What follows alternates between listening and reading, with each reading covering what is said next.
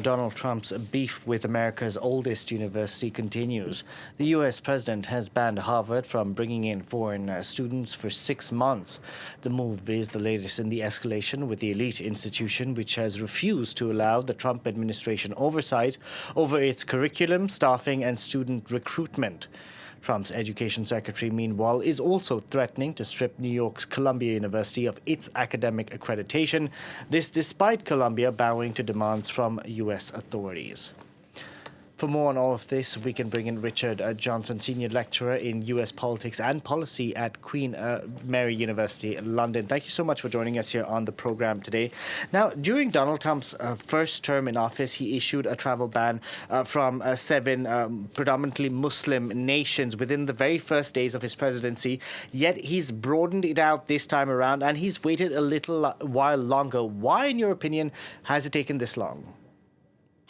Well, they're trying to avoid the mistakes of the first term, which were to move too quickly and then to fall afoul of various legal protections. So the legal basis of this is the Immigration and Nationality Act of 1952 allows the president to suspend entry of an alien or a group of aliens who is deemed by the president to be detrimental to the interests of the United States for as long a period as the president determines to be necessary.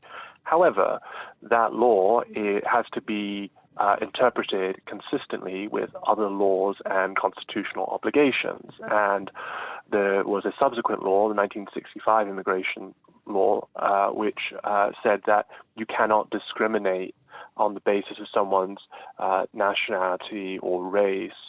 And also, of course, the First Amendment says that there should be Congress shall make no establishment of religion, which has been interpreted to say that the government shall not show favoritism or discrimination against the free exercise of religion. All that's to say that basically the courts found that when Donald Trump only banned entrance from overwhelmingly Muslim-majority countries at the start of his first term, he broke existing law. This time, what they're trying to do is to avoid that, and they've taken their time. And actually, reading the proclamation, it's much more beefed out in terms of various what we would call kind of rational bases for why the government is making these steps in terms of, for example, proportion of people from certain countries who overstay their visas, or the laws that country has about returning people who are being deported from the United States. So they're trying to cover their tracks much more, and they're just thinking about the inevitable legal the litigation that's likely to follow this. Because this time around we have 2 sets of restrictions which have been put in place. One total bans and one partial restrictions. And how did the administration go about selecting these countries? Well, it's a bit of a hodgepodge. So, I mean, they go by country in the order, and for some of them it is, as I said, they give statistics about the proportion of people from those countries who have overstayed their visas. Basically, they had a visa for a temporary period and they then remained in the United States after that term ended. They haven't actually specified what's the kind of the threshold rate. So for some countries, they're citing overstay rates of 8%, and that's deemed to be a problem. They're also citing countries that have overstay rates of 70%. It's not quite clear then what the actual threshold is. They're also citing countries that have been uncooperative with the United States when it comes to returning individuals. They've also cited countries where they say the country is not very good at gathering data about individuals, say, criminal backgrounds, which makes it difficult to give out visas. And they've also just cited countries that they say are sponsors of terrorism. So they cite, say, Iran in that case, or actually Cuba, they've also cited as a sponsor of terrorism. So it's basically they're kind of throwing everything they can at the wall to see what will stick in a court of law. It was interesting that the president used the attack in Boulder, Colorado, to explain why he's doing this, even though the person who allegedly carried out that attack was an Egyptian national who overstayed their visa and applied for asylum in the United States, but Egypt is not on the list. But I want to move on from that because Donald Trump's fight with Harvard seems to continue. He's banned the institution from bringing in foreign students for 6 months. So their incoming class clearly this fall is impacted. Will the university have no chance, but at some point, to change the way it's taking on Donald Trump? Well, look, Harvard has an enormous endowment, and it is therefore has a sort of degree of autonomy that pretty much almost no other university or institution might have to weather this out. Nonetheless, this is clearly far from an ideal situation for Harvard. Various parts of the university are going to be very, very badly hit by this.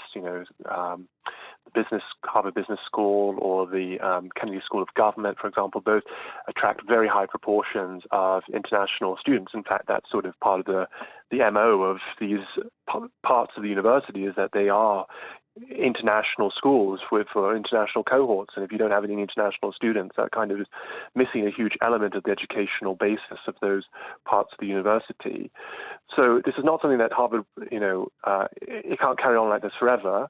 I think there's a debate as to whether Harvard can weather this for the next 3 years, and basically wait out the Trump administration and wait for a different president to come in and reverse some of this. But the bigger impact of this, I guess, is the chilling effect that this will have, not just for Harvard, but for other institutions who basically know that they could not weather this out even if they wanted to. And so although Harvard is the target, and Harvard may be able to work through this because of the size of its own resources, it's the much bigger ripple effect of this that will have a huge impact. Because what I don't understand is that Columbia seems to have bended the knee and done things that the administration wanted to do, yet now the administration is threatening Columbia University. So even if you're damned if you do, damned if you don't, essentially. Well, yes. I mean, this isn't to say that this is the first. This is the first, but not the last step in this process. I mean, the Republican Party, and certainly the Trump wing of the Republican Party, view America's elite institutions as bastions of extreme liberalism and hostility to Trump's kind of governing agenda and philosophy. And they, I suppose, see very few political costs for targeting them. So, yes, some universities have already bent the proverbial knee to the administration, but I think from the administration standpoint, why stop there? Yeah, even though many of these people went to these institutions themselves. Now, yesterday, Donald Trump was very busy yesterday. In the middle of all this, he also announced a probe into claims of what he says was a conspiracy to cover up the shortfalls of the Biden presidency, given that Joe Biden's health was declining. We all saw the last year what happened before he bowed out of the race. We saw his failing health. Now Joe Biden is no longer a threat to Donald Trump, yet he's going after him. What is Trump's end goal here? And is he going to stop at Biden? Could he potentially go after people he's threatened to in the past, like Hillary Clinton?